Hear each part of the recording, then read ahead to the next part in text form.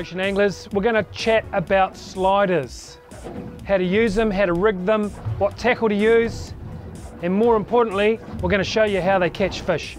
So first thing we'll start off with is the tackle to use. So in my opinion, it's best to use an overhead reel. So we use an overhead reel with the braid size is 0.18 of a millimetre, which is around about 20 pounds. And the rod that we use has a bendy tip. So it's like a very light and Chiku style rod. We've got some coming soon, so you want a soft tip when you're using sliders. And that's made a huge difference. We've seen people out here with a stiffer rod catching, you know, way less than the people with the bendy rod. So make sure you've got a bendy rod. It's about 20 pound fluorocarbon is what I'm using now. So you get one length, two full lengths of fluorocarbon. This is the knot I'm going to use. So what I do is I double my braid, double my fluorocarbon, put a little pinch in there, just kind of crease it. Put the braid through the fluorocarbon like that.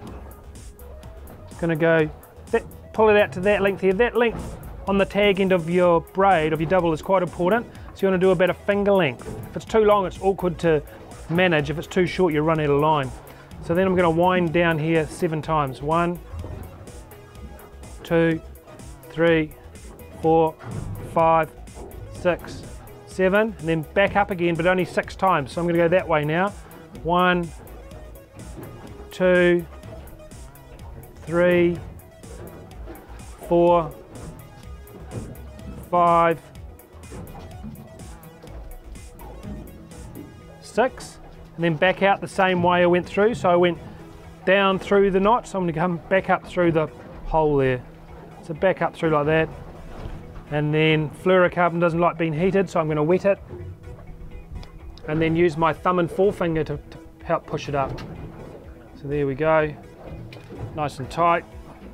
Trim my tag ends off, leave about a mil or, about a millimetre or 2 as the tag ends. There's my knot. There's my 20 pound fluorocarbon, 1 length, 2 length.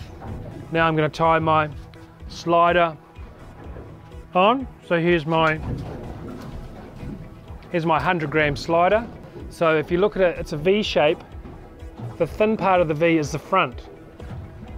So that's the front, that's the back. In the future, we're going to put a red dot on the front of the lure so you know what it is. So then we put our 20 pound fluorocarbon through the front of the head.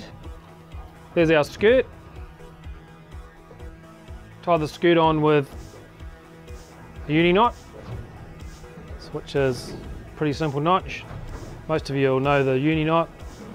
4 or 5 turns, 1, 2, 3, 4, 5. Remember, fluorocarbon doesn't like being heated up, so pull it up slowly. Pull it up against the ring. Pull it tight, pull your tag end off. And there you have it. That's how you rig it. So the special part of a sliding kabura is the ability of the head to slide up the leader. And what that does, on the drop, the head falls down faster than the little fly, so when it gets to the bottom, it's actually separated. So it's a clever way of deploying this little rubber fly down deep away from the head. And that's how the magic happens. Okay, so let's give it a go. We'll just drop it down to the bottom. So I drop it down quite fast. Down she goes, we're in about 50 metres. So I'm just thumbing it lightly so I don't get any bird's nests. It's on the bottom. My action is, I just wind it up slowly, about that speed there. And when I get a bite, I'm getting bites now, I just keep on winding. And there you go. So that was pretty easy. It's just a little one, but that was a good way to show you the technique. Now don't wind, no, not too much pumping and winding. He just got off. He got off, what am I going to do? And drop it straight back down again. Here he comes, he's getting nibbles. Here he comes, there we go. So you saw that, I was getting nibbles and I just kept on winding. And that's like, what, 15, 20 turns up off the bottom, and that's a snapper. So that was a real typical take for a slider. up off the bottom. When you get the bite, keep winding slowly. Just, you're teasing them like a little kitten.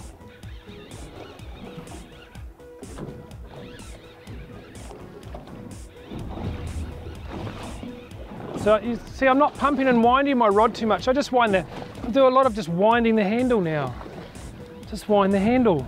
So where do we use sliders? We use them in depths of water from 10 metres, anywhere up to about 80 metres. They work in all types of situations. You don't have to be in a workup situation for these to work. We're catching fish now without a bird in sight. We use them in channels, places like Motahi channels, all the way out to the deeper waters of the Hauraki Gulf, up to about 80 metres. And we've caught snapper, kahawai, trevally, blue cod, John Dory, kingfish, kahawai. They really do catch a wide variety of fish. What size do you use? The best thing to go by is you need to know that your lure's getting to the bottom. As a general rule of thumb, we use the 40s and 60s between about 10 and 30 metres. From 30 metres plus, we use 80s and 100s. I find myself out in the deeper waters using 100 gram most of the time, but you have to know you're hitting the bottom. So if you don't know you're hitting the bottom, you're not feeling that touchdown when you're letting your line out, you need to go heavier. So, you know, start with 100 or an 80 and work your way down. But yeah, you need to hit the bottom. That's the most important thing about determining what size to use. It's taken us about 8 months to develop the slider properly. It is a style from Japan, but we've spent about 8 months, well I haven't, Jared here has, he spent about 8 months making sure that it's durable and it's going to last and it works in New Zealand on our snapper. Okay, thanks for watching, really appreciate you tuning in and listen to me talk about our sliders. We're really excited about them. If you're new to lure fishing, it's a great lure to use because it's really easy. If you're an avid lure fisherman, give them a go because they're so effective. They're available now, so yeah, try one out and let us know how you get on. We'd love to hear.